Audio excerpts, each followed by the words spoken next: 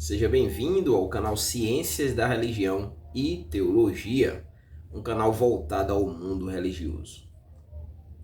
Vamos dar continuidade ao nosso estudo, no vídeo de hoje, sobre por que os padres não podem se casar. Nós estamos no terceiro vídeo, no terceiro EP, Já fizemos uma introdução sobre a temática. Você consegue ver esse vídeo, lembrando que se você está vendo pelo Instagram, os vídeos completos tá lá na playlist lá Catolicismo, Lá no YouTube, Ciências da Religião e Teologia no canal, você vai encontrar várias temáticas, temáticas sobre as mais diversas religiões. No entanto, a nossa série tá lá na playlist Catolicismo, dentro do canal. Você vai lá e você encontra. Já fizemos uma introdução. Se você for ver, nós já fizemos uma introdução e abordamos, e na introdução eu trouxe uma síntese do que seria tratado nos 6 episódios, no caso 7 EP, Os 7 vídeos. Então já fizemos uma introdução e no vídeo anterior eu trouxe qual foi a origem, qual é a origem, como se desenvolveu o celibato, essa ideia dos padres não poderem mais se casar. No caso, o tema é a Igreja Católica Romana. Então, os padres na Igreja Católica Romana, eles não podem se casar, com exceções que a gente vai trazer no último vídeo, Ou é o último ou é o penúltimo, a gente vai falar sobre as exceções. Então, e no vídeo de hoje, qual é a base doutrinária do celibato?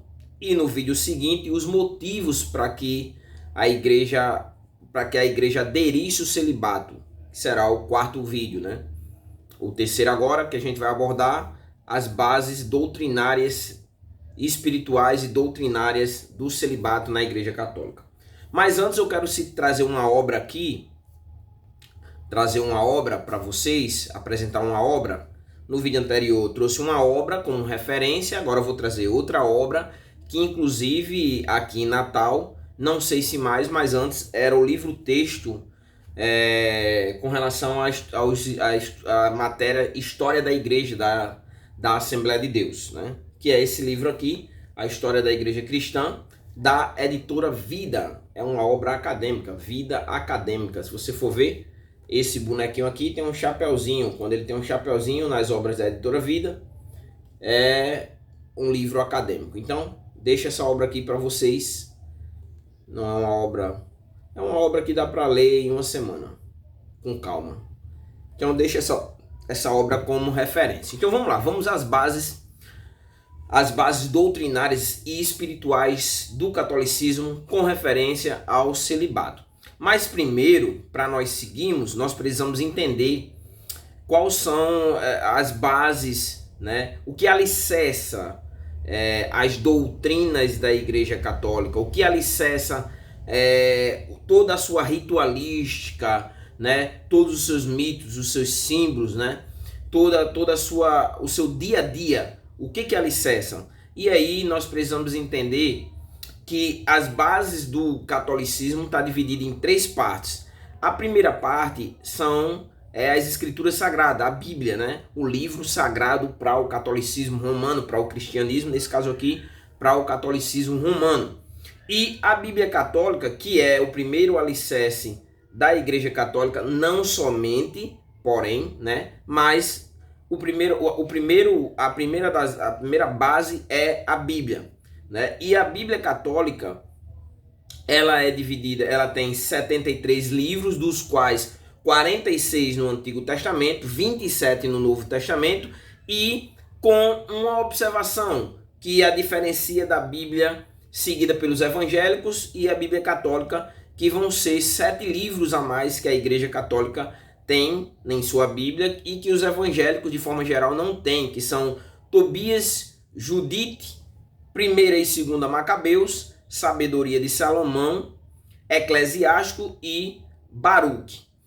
Aí, entendendo, Primeiro, a primeira base que molda toda a vida religiosa dentro da Igreja Católica, a Bíblia, mas existe uma segunda também, E lembrando, todas têm o mesmo valor, o mesmo peso, A segunda é a tradição da Igreja, ou como é conhecida, tradição apostólica, né? Que é inclusive trabalhada da seguinte forma, né? A santa tradição, né? E o que seria essa santa tradição?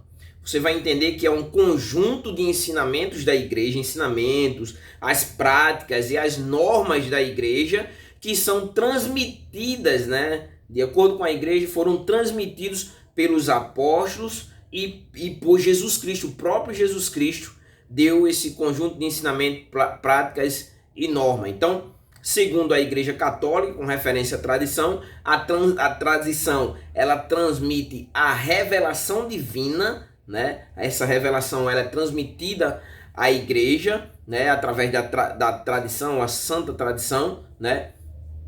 Ou tradição apostólica. E uma observação é que essa revelação divina é desde a época de Cristo até hoje, né? Porque no caso que os papas eles escrevem ali, se torna norma para toda a Igreja Católica e é considerado como algo espiritual, uma nova compreensão, uma nova revelação, o progresso da própria religião. E a terceira base, né, o terceiro alicerce que a Igreja Católica usa para todas as suas ritualísticas é o magistério, né? É a terceira base doutrinária dentro da Igreja Católica. A Bíblia, a tradição e o magistério. Mas o que seria o magistério? O magistério, para você entender, ela é a função, né? A função de ensinar, a função de interpretar a palavra de Deus, né?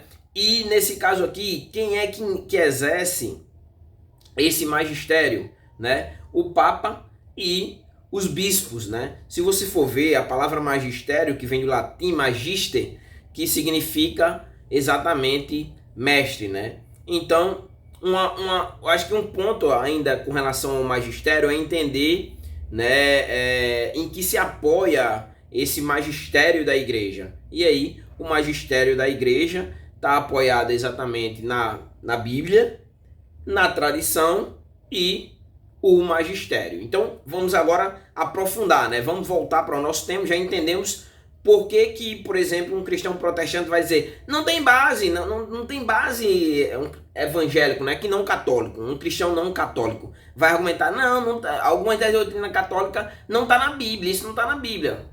Realmente, porque, como eu falei, a Igreja Católica ela tem como a base, o alicerce do catolicismo, a Bíblia, a tradição, santa tradição e o magistério, né? O que para os cristãos diferencia dos cristãos tradicionais que só usam a Bíblia como a sua regra de fé, né? É só o que está ali, apesar do sincretismo, né? E algumas outras doutrinas que vão sendo introduzidas dentro da igreja e que também não tem nada a ver com a Bíblia, né? Mas no caso da Igreja Católica são esses 3 pontos. Então, vamos às escrituras, né? O que os católicos utilizam a partir da Bíblia para a defesa do celibato, né? E aí a pergunta que se deve ser feita, né? Apesar que eu já trouxe aqui, não é só a Bíblia, né? Tem a tradição e o magistério, mas a base para que a Igreja Católica sustente a prática do celibato, aí eles utilizam, né? Primeiramente o Novo Testamento, e aqui eu vou trazer tanto o ensino de Jesus que eles utilizam, quanto o ensino do apóstolo Paulo. Não vou fazer as interpretações do texto porque não cabe, eu dou a informação e você vai aprofundar e ver se condiz ou se não condiz, se existe, se a hermenêutica está correta para que se use esses textos como validação ou não do celibato. Então, primeiro eles utilizam o ensino de Jesus, Mateus 19:12, né? O texto fala exatamente sobre aqueles que se tornaram eunuco por causa do reino de Deus. O versículo 12 de Mateus 19 diz o seguinte, né? Alguns são eunucos porque nasceram assim, né? Outros foram feitos assim pelos homens, né? E outros ainda, que é o ponto aqui, que é o ponto do celibato, outros se fizeram eunucos, né? Por causa do reino de Deus. Quem puder aceitar, isso que aceite. Então esse aqui é um texto, claro, tem mais, mas a gente vai utilizar o básico só para trazer, para que a gente aprofunda aqui o nosso estudo, mas não tem a intenção, eu não vou aqui, porque senão eu precisaria fazer um vídeo muito longo se eu fosse fazer exegese do texto, trazer como é que eles interpretam. Não, estou trazendo aqui mais de forma descritiva. Eles utilizam também o apóstolo Paulo, né, para defender, em um texto, eu não vou explorar os versículos, mas deixo para vocês como referência, para que vocês vão lá e estudem, é 1 Coríntios capítulo 7, né? E esse texto aqui, de acordo com a Igreja Católica, né? De acordo com essa defesa, ou as pesquisas que eu fiz, né?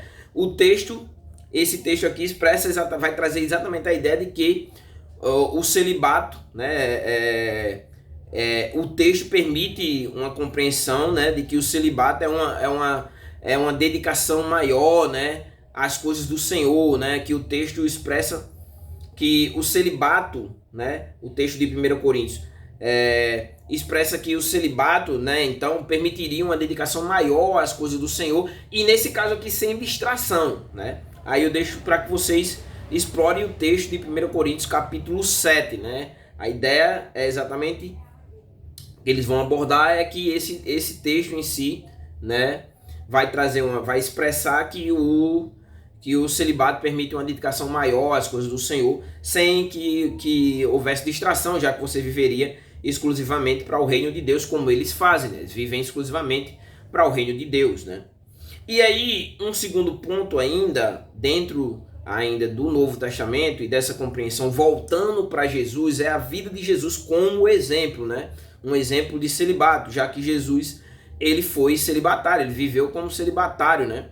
E aí Jesus seria exatamente um modelo, porque Jesus se dedicou exclusivamente ao serviço de Deus, né? Ao reino de Deus e também em servir ao próximo. Então, o celibato também teria, os padres também seguem exatamente essa compreensão, né? De um serviço total a Deus e um serviço ao próximo. Então, aqui nós já podemos ter a seguinte ideia, né? Como partir de que, como a igreja, então, a igreja católica, ela vê o celibato, né? E nesse caso, com relação a Cristo, é uma forma de imitar Cristo, né? E de viver plenamente, viver de uma forma plena a vocação sacerdotal. Para a gente finalizar aqui, né? Vamos só recapitular o que nós já vimos no vídeo anterior, né? Que historicamente a obrigatoriedade do celibato foi consolidada lá no Concílio de Latrão II, né?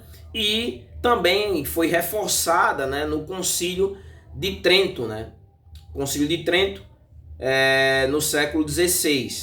Porém, é bom entender que, para a compreensão do celibato, é bom entender que essa prática, né, ela foi comum desde os primeiros séculos da igreja, não como obrigatoriedade, mas existia aqueles que preferiram ter uma vida de dedicação exclusiva, né? No entanto, se você for ver o vídeo anterior, a origem do celibato, aí você vai ver que houve um progresso e que, inclusive, no começo, o próprio apóstolo Pedro, ele era casado e que Jesus, inclusive, curou inclusive a sua sogra, né? Então é assim que a gente chega a esse segundo ponto, né? Que é quais seriam as bases, e nós vimos quais foram as bases que a Igreja Católica usa para tá fazendo a defesa de que os padres eles não podem se casar.